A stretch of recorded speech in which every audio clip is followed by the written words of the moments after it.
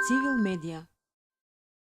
Ви благодарам на честа да бидам дел од оваа дискусија или дебата која е доста интересна, во која морам искрено да кажам, се чувствувам доста комотен да бидам Петар Богоевски, а исклучително е комотен член и активист на ВМРО ДПМН.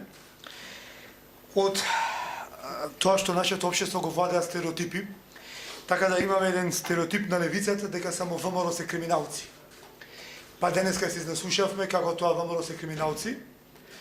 И тука вината наоѓам во министрите на ВМРО ДПМН од 1998 година и 2006 година за внатрешни работи, правда и така натака, како не го видува криминалот на СДСМ од периодот на 90-тите и од периодот на Бранковите влади. Бидејќи ве потсетам што е тоа криминал во Македонија, научи и СДСМ и господинот Црвенковски, нели? Со тоа поведение и со сите тие плејада министри кои успешно ја приватизираа не стопанството, туку ја приватизираа Република Македонија. За жал. И веднаш од другата страна ги имаме стереотипите на десницата, а тоа е исплукаја владата и ќе бидеш херој денес во ВМРО ДПМН, така да денес ако беше тука премиерот Заев, ќе беше мило да кажам дека ќе беше лесно денес да бидам херој во мојата партија, ако кажам дека тука е аболицираниот Заев, црнилата на СДСМ, хунта и предадници патриоти ќе беше шлак на се, и јас денеска ќе бев оправдан од мојата партија зашто сум тука. Но за жал тоа е нешто кое денеска е реалност, но во исто време случувањата како што се одвиваат постепено, така се покомодно се е да бидеш во кожата на предавник околку патриот, низ призмата на оно што го знаеме од предавството и патриотизмот последниве години. Сега се вратам на темата, тоа е општество без корупција. За мене тоа е утопија. За жал тука се покупа многу, или за среќа со професорката Најчевска, не сум јас видовен што милуваме да зборуваме на иста тема, но јас не сум експерт за безбедност или за борба против корупција, можам да зборувам о социолошки аспект или политички аспект на оваа тема. Општество без корупција е утопија и во таа смисла јас градење на такво општество го гледам да се базира на два пилари, на два столба, да дојдеме до некоја нормална состојба. Тоа е систем, правен и институционален, и тоа е поединецот или личноста кој е дел од тој систем или го воспоставува тој систем. За жал, денеска се наслушавме премногу за системот и за системските решенија и морам да истакнам дека можеме да ги препишеме или да ги измислиме најдобрите законски решенија и подзаконски акти на светот, но личното поведение, да го практикуваме тоа што сме го запишале на хартија, во Република Македонија е нула или не е функционално. Тука ќе ви давам еден историски пример за пропаста на две моќни империи, тоа е римската и отоманската. Колку е интересно.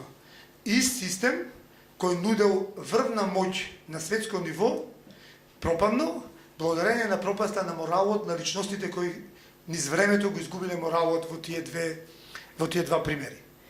Најважно го истакнувам поведението морално на поединецот, кое кај нас треба да разбереме дека извира прво од домашното воспитување, социализацијата и образованието, и она што пред неколку дена го зборува во истата, или вчера беше во истата сала, на друга конференција, тоа е политичкото воспитување кој го добиваат луѓето во политичките партии.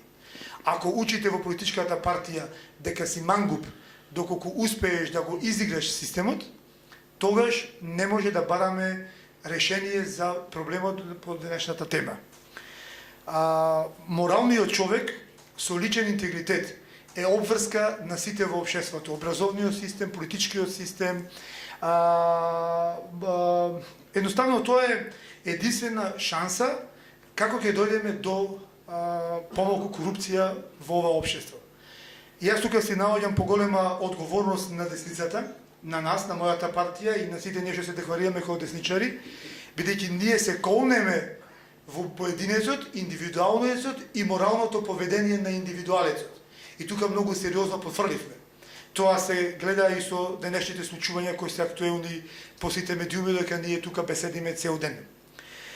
Тоа кажува дека имаме не многу работа да завршиме, туку тек треба да започнеме и не треба да очајуваме, бидејќи држава од 30 нецели години е ништо за светската историја, ние се уште сме држава во раѓање, во зародиш. Она кое чувствувам дека беше изоставено денешната тема и дискусија е тоа различни форми на корупција. Кога зборуваме за корупција, сите се концентрираме на финансиска корупција или манипулација на одреден тендер. Корупцијата започнува со лажните ветувања на политичките партии за време на изборите.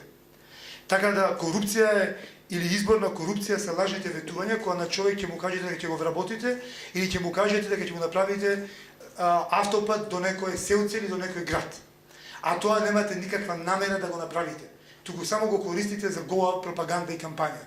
Тоа е почетокот на целата таа корупција. Кога ќе го промениме поведението во политичката елита, и ми е жал што замина премиерот Заев да продискутиравме баш на оваа тема, и кога ќе си ги ограничиме ветувањата кои ги даваме на граѓаните во битката за глас повеќе, ќе може да зборуваме за сериозен напредок во поглед на корупцијата. За жал, мојата партија не е пример денес, но се надеваме дека ќе успееме да ја направиме пример утре во таа насока и многу сериозно ќе го надминеме СДСМ во тие погледи.